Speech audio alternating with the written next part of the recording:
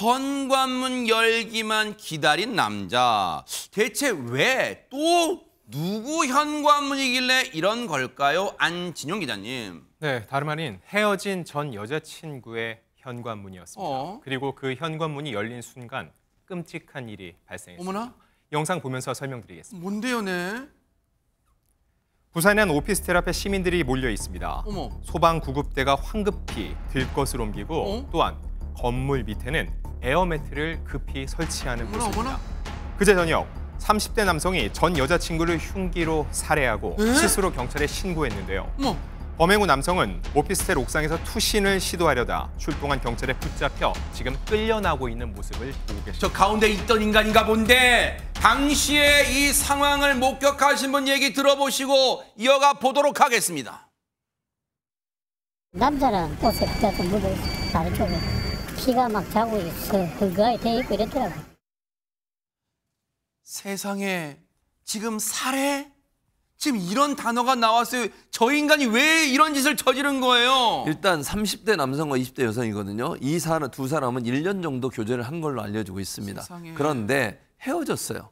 그리고 나서 이 남성이 다시 만나자고 여성을 계속 조른 거예요. 근데 여성은 그걸 거절했습니다. 그러자 거기에 앙심을 품고 흉기를 들고 여성 집에 들이닥친 게 지금 사건입니다. 어머나. 다시 만나다고 요구에는 들어주지 않으니까 범행을 저지른 건데, 근데 문제는 뭐냐면 전 여자친구 집에 왔는데 현관문 비밀번호 모르는 거잖아요.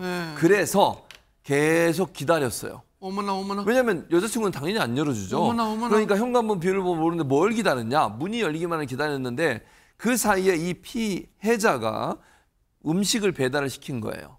주문한 음식을 배달하러 온 배달원이 와서 초인종을 누르고 그 사이에 문이 열리자마자 그 문을 붙잡고 침입을 한 거죠. 어머나. 그리고 나서 이 범행을 저질렀는데 결국 경찰은 현재 남성이 흉기를 미리 준비한 점을 들어서 계획 범행의 가능성에 무게를 두고 있고요. 그래서 수사를 지금 계속 진행하고 있는 상황입니다. 어머나 세상에 너무너무 소름 끼쳐 경악스럽습니다. 관련 얘기 들어보시고 이어가 보도록 하겠습니다.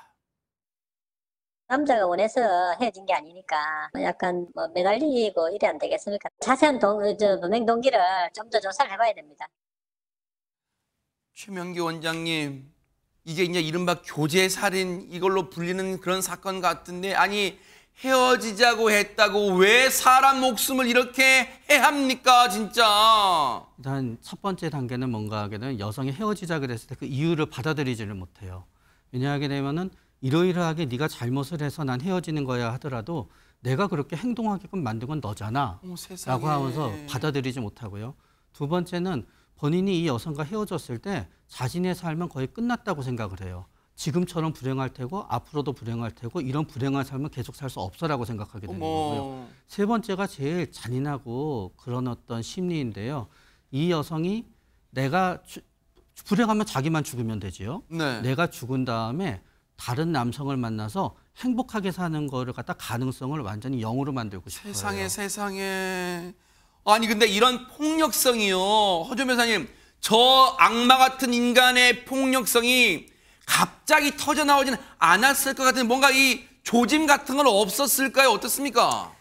교제하는 동안 무려 3번이나 경찰에 신고하는 그런 상황이 벌어졌었다고 합니다. 신고 기록에 따르면요, 가해자가 이전부터 피해자를 상대로 폭행 등의 가혹행위를 저지른 것으로 드러났는데요. 6월 초에 가해자가 피해자의 얼굴을 때렸다는 거예요. 그래서 신고가 한번 들어갔고 6월 중순에는 가해자가 피해자 집에 찾아와서 소리를 지르는 등 행위를 하니까 이게 일종의 스토킹 행위의 조짐이잖아요. 그리고 폭행 행위도 있었고요. 그래서 경찰이 피해자한테 한 달간 피신처를 제공하기까지 했었다고 합니다. 그런데 지난달에는 또 가해자가 피해자 회사까지 찾아가서 난동을 부리고 하니까 이 여성을 분리해서 경찰이 집에 데려다주는 그런 사건들이 있었고 이번에 이렇게 끔찍한 사건으로 이어지게 된 겁니다.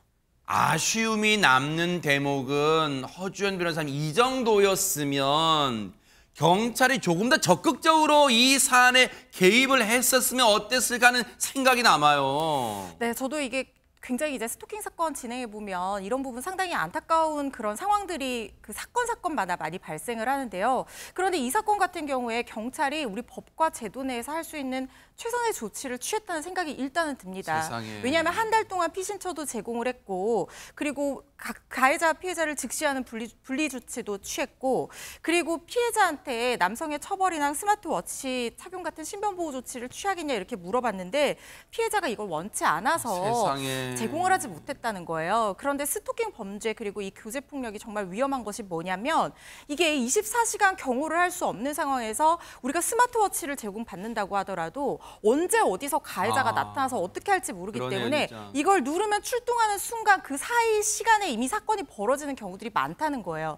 그래서 피해자가 계속해서 숨을 수밖에 없고 우리 법과 제도로 뭐 최대의 조치가 유치장에 한 달간 분리 조치를 할 수 있다는 건데 피해자 입장에서는 보복이 두려워서 이런 조치를 섣불리 취했다가 더 큰 보복으로 한 달 동안 유치장에 있다가 나와서 더 크게 아하. 행위할까 봐 무서워서 그러니까요. 적극 대응하기 굉장히 어려운 사례들이 많거든요.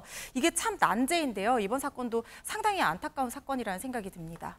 이 악마 같은 인간에게요, 법이 살아있다는 거 제발 좀 보여주시기 바랍니다. 이런 몹쓸 인간 제발 영구적으로 영원히 햇빛을 못 보게 하는 그런 판결은 없을까요? 정말 기대를 해보도록 하겠습니다.